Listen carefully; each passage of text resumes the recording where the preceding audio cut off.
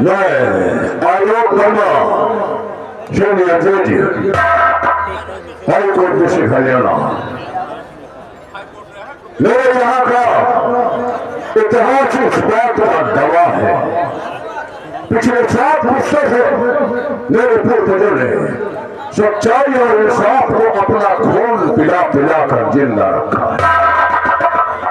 मेरे यहाँ का बच्चा इस बात को जानता है कि सच्चाई और इंसाफ को जिंदा रखने के लिए मेरे बुजुर्गों ने अपनी कुर्बानियां दी हैं, अपने बीवी बच्चों की कुर्बानियां दी है। तो सच्चाई और इंसाफ के पास दामन को कभी दाग नहीं लगने दिया। यही वजह है कि मेरी अदालत में गुनहगार जो आते हैं तो कांपते हुए आते हैं और बेहुदा मुस्कुराते हुए आते हैं, यह उम्मीद लेकर कि जज आलोक वर्मा की अदालत से मुझे न्याय मिले। और हमने आज तक अपनी कलम से किसी बेगुनाह को मालिक होकर नहीं जाने दिया। और इनसे से यही प्रार्थना करता हूँ कि हे भगवान, तुमने मुझे सब कुछ दिया है, अब और किसी चीज की दरकार नहीं है। बस यही एक विनती है कि से प्रभु कि जब तक मैं इस न्याय की कुर्सी पर बैठ कर न्याय करूं, मेरी कलम से किसी बेगुनाह को सजा न मिल पाए, वरना मैं अपने आप को कभी माफ नहीं कर पाऊंगा। बस यही एक विनती है ऊपर वाले से।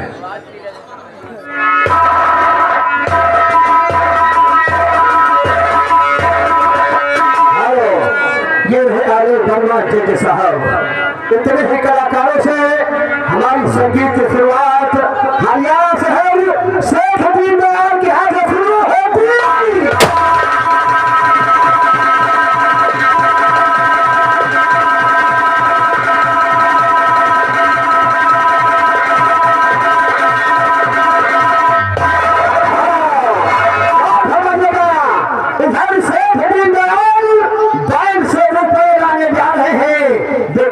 क्या होता है? चलो फिर 50,000 रुपये दूंगा और अपना कारोबार आगे बढ़ाओ।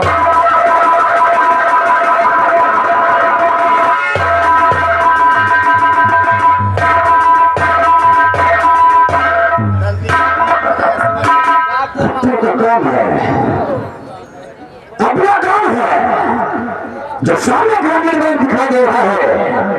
इस बैंक के दान है हमेशा लगा रहता हूँ। जो कोई भी इस बैंक से पैसे लेकर निकलता है, माँ का संग पैसे छीन करता हूँ। हमने क्या देखा कि एक शेख ने 50,000 का पेट्रोल मेरे सामने भरा और नोटों से भरा बैग लेकर इस गली से जा रहा है। चलता हूँ आगे से मेरा काम करूंगा और लोगों से मेरा बैल लूंगा। माँ कसम किया तो किया, नहीं तो से भूल डालेगा।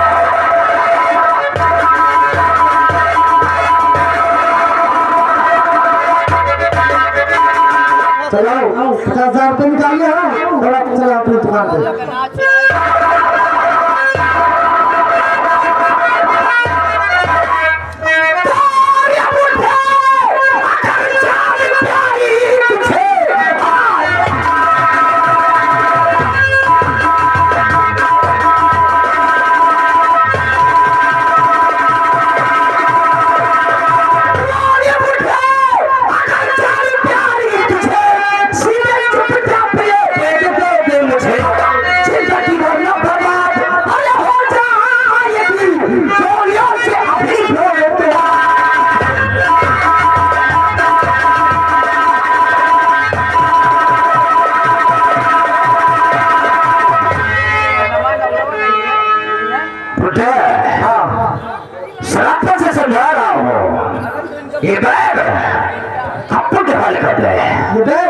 ये बैग तो मैं जीते जिला दूंगा।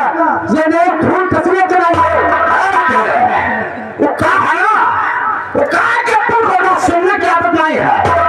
सिर्फ से कहते हैं ये बैग अपन को कहते हैं। आप ही चला है कि आपकी बैग चला है।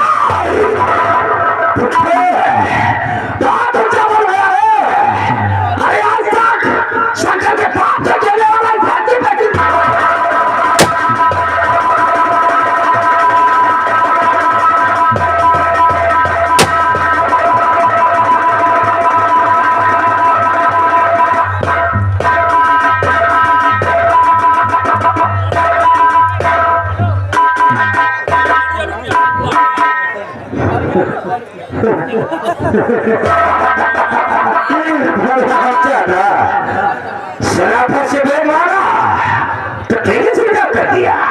अरे चार उठे जा कि दो करो जा शुक्र नौकों से बड़ा बेग लेकर यहाँ से कुश्तियों के लिए रवाना होता है।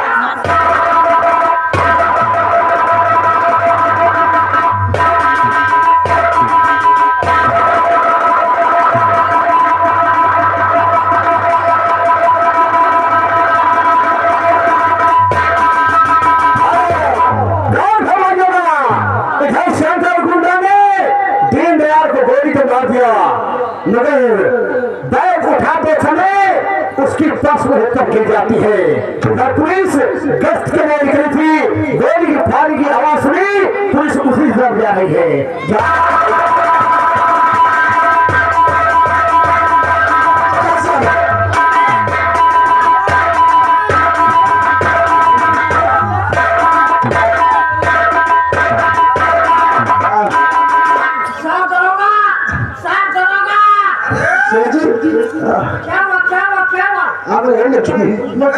गोली लगी।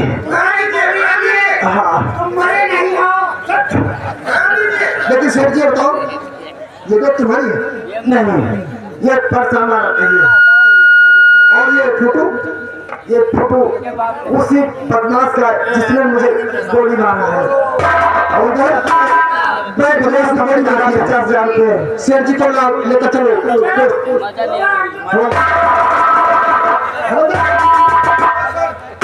बतलाता है शेर की गोली लगी और ये फोटो सी बदमाश का है।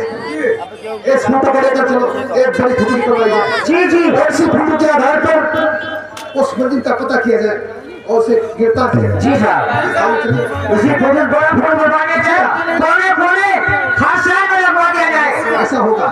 जी साहब,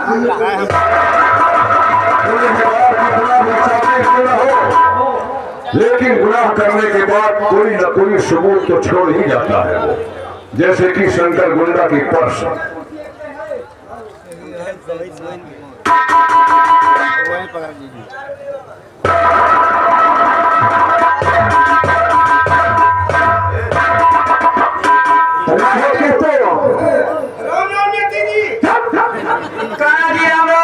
अबे वो थप्पड़ मारो तो पेशाब हो जाएगा। मेरा नाम लाला जी है।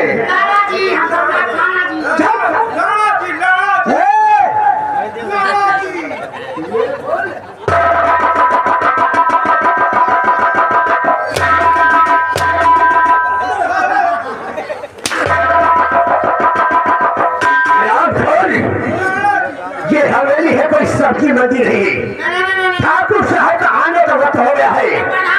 हाँ, गौर कीजिएगा, ये हवेली ठाकुर साहब की लाला मौजूद है, नौकर मौजूद है, ठाकुर साहब का इंतजार हो रहा है। आइए दोस्तों, अब आपको हम एक ऐसी शख्सियत सुनाने जा रहे हैं जिसके नाम का सेवा 20 गांव में फैला हुआ है। जमींदार 20 गांव का किसान इनके नाम से काफी है। किसी किसान की जरूरत नहीं है कि वो ठाकुर साहब के खिलाफ एक शब्द बोल दे। अगर किसी की जुबान से एक शब्द भी निकल गया तो उसकी जुबान कटवा लेता है। अगर किसी ने उंगली उठाने की जरूरत की तो उसकी उंगली कटवा ली जाती है। किसी ने सर उठाने की जरूरत की तो जिंदा जमीन में गड़वा देता है। 20 गांव के किसान की जमीन ठाकुर साहब के यहाँ गिरवी रखी हुई है। जिस तरफ से ठाकुर साहब निकलते हैं 20 रथे 4-6 गलर साथ होते हैं। एक इशारा पाते ही ऐसे लगता है जैसे शिकारी कुत्ते हो। जिस तरफ ठाकुर साहब ने इशारा कर दिया मानो मैदान साफ हो गया। न कितने किसानों को इन्होंने धक्के में झोंका दिया है, जिंदा करवा दिया है। बहुत ही तूफान जिस रास्ते से गुजरता है लोग कांप उठते और कहते कि रास्ता छोड़ दे। और जमींदार ठाकुर धनंजय सिंह आ रहा है।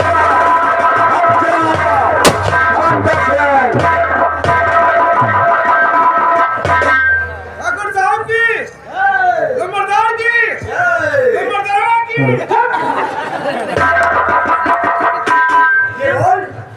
लंबा दड़वा क्या है? लंबरदार से बड़ा हुआ चल। लंबरदार राम राम। बेटा राहु और केतु जी जी आप दोनों कमरिया में लचक नहीं है का? बाबू अगर थोड़ी कमरिया में लचक ना हो तो हम पैदा कर दें। हमारी बात ध्यान से सुनो। ठाकुर को झुका हुआ सर बहुत पसंद आता है। हमने सुना है तुम लोगों की बड़ी शिकायत आ रही है। लाला के पहुंचने के बाद चेयर की सफाई होती है, कमरे की सफाई होती है। कितनी बड़ी लापरवाही है। बेटा राहु और केतु हमारी बात ध्यान से सुनो। यहाँ लापरवाही की सजा मौत है। ठाकुर साहब वो पहले आए और चचा हमारे बाद में आए।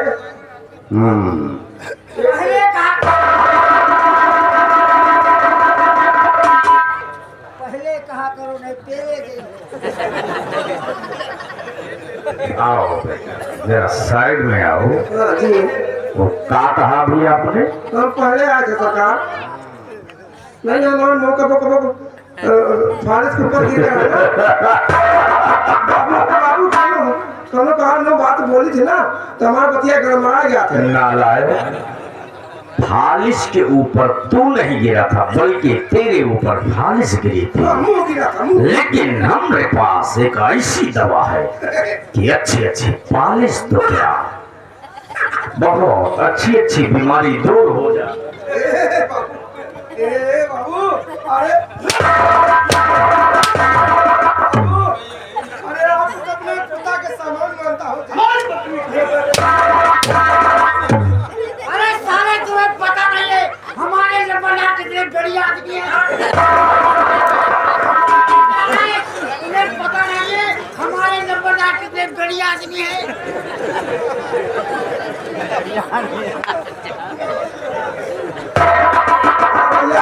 भैया हमारे भोजन नहीं किए हैं। घर मालिक साहब का कहना है औरत हो या मर्द हो ना क्यों है?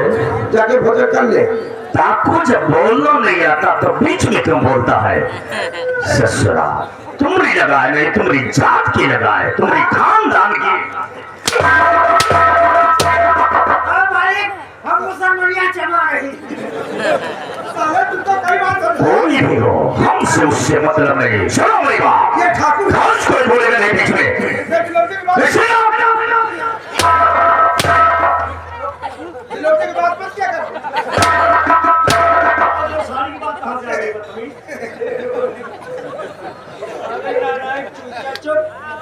हमारी बात अपनी खुपलिया में बसा कर रखोगे बेटा तो कभी धोखा नहीं खाओगे। वो कहा है कि ठाकुर की गुलामी पसंद नहीं तो इसको छोड़कर किसी बनिए की नौकरी कर लो, तुम्हारा फायदा होगा। और हाँ, अगर ठाकुर की गुलामी करना है तो हमारी बात अपनी खुपलिया में बसा कर रखो। ये कहावत कही गई है, इसे हमेशा अपने ध्यान रखना। ठाकुर माने आगे से, विप्र माने खवाई से, और लाला माने निहेदिये से, और सूद माने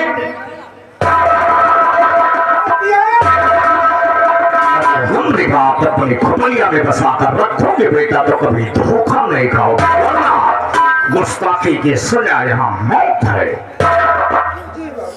हम लोग नहीं बोले। चलो बोले आप बोले। लाला ठाकुर साहब काहे के लिए बता, अब तक कितने किसान कर्ज के रूप में कितना रुपया ले जा चुके हैं? ठाकुर साहब इस समय हम किसानों को 2.5 लाख रुपए पा चुके हैं और उनके कागजात वो भी मेरे पास है, दस्तखत सहित। और ये बताइए अब तक कितने किसानों की कितनी जमीन अपने यहाँ गिरवी के रूप में आ चुकी है? ठाकुर साहब इस समय अपने पास 150 बीघे जमीन अंडर में आ चुकी है और उनके कागजात वो भी मेरे पास है, अंगूठा सहित।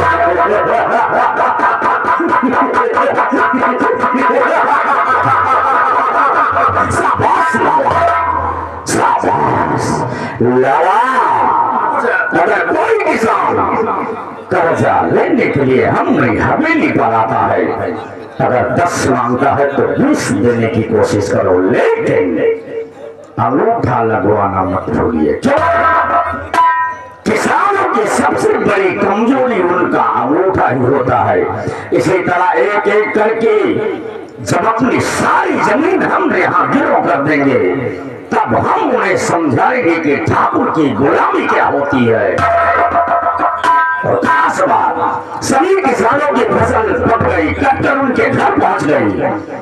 आज और इससे सारे इलाके में ऐलान करवा दिया जाए, कोई भी किसान अपना अनाज लेकर शहर के मंडी में बेचने के लिए नहीं जाएगा। सबकी खरीदारी होगी वो भी हमारे यहाँ। ऐलान करवा दिया जाए, सारे इलाके कोने कोने पर अपने आदमियों को फैला दो, सख्त नजर रखो। कोई भी किसान शहर की मंडी में नहीं जाना चाहिए। ऐलान करवा दो, अच्छा होगा। अभी थोड़ी देर पहले प्रमुख जी का फोन आया था, हम उनसे मिलने के लिए जा रहे हैं। याद रहे, जब तक वापस न लौटे कोई भी किसान शहर के मंडी की तरफ नहीं जाना चाहिए। और हाँ, अगर कोई हमारी बातों का उल्लंघन करता है या उंगली उठाता है तो उसके हाथों को काट दो।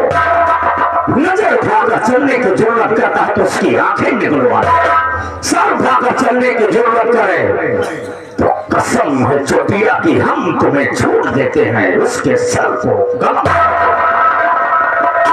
होगा।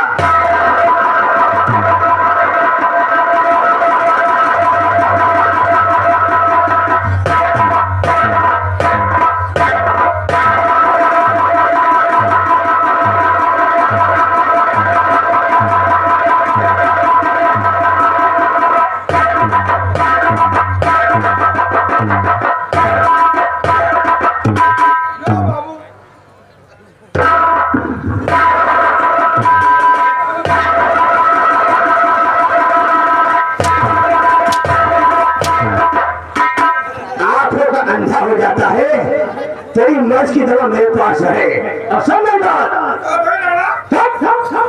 अपने अपनी ठाकुर से हमने कहा कि जाके गांव में ऐलान कर दो कि कोई भी किसान अपना अनाज लेकर शहर की मंडी नहीं जाएगा। जो भी रहेगा अनाज हमारे ठाकुर साहब के यहाँ दिया जाएगा, वो भी कम रेट में। चलो हमारे साथ ऐलान करो, ऐलान करो। सुनो सुनो नगरवासियों, यहाँ के वासियों, आप लोगों को सूचित किया जाता है कि कोई किसान शहर की मंडी में गल्ला बेचने नहीं जाएगा। अगर जाएगा तो मारा जाएगा। गल्ला देगा तो हमारे लंबरदार के यहाँ देगा, वो कम रेट में देगा। सुनो सुनो नगरवासियों, आप लोगों को सूचित किया जाता है कि गल्ला कोई शहर की मंडी में बेचने नहीं जाएगा।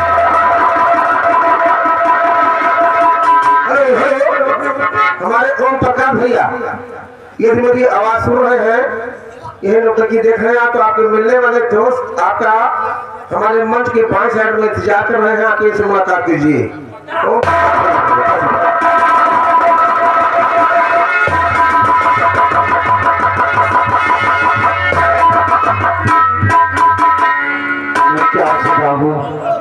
ठाकुर धनंजय सिंह ने ऐलान करवाया है कि वृंदावन गांव के जितने किसान हैं शहर की मंडी में अनाज बेचने नहीं चाहिए। अगर बेचना है तो हमारी हवेली पर बेचेंगे, वरना वो चांद से मार दिए जाएंगे, उनका हाथ पैर तोड़ दिए जाएंगे और उनका घर जला दिए जाएंगे। मैं अपने बेटे शिवा से भी बात बताऊंगा। और क्या करूँ, सकते भाव में अनाज लेते हैं, मछली होकर मैं उन्हें देता हूँ। क्या कुछ करूँ मैं, वृंदावन गाँव में हमें रहना भी है।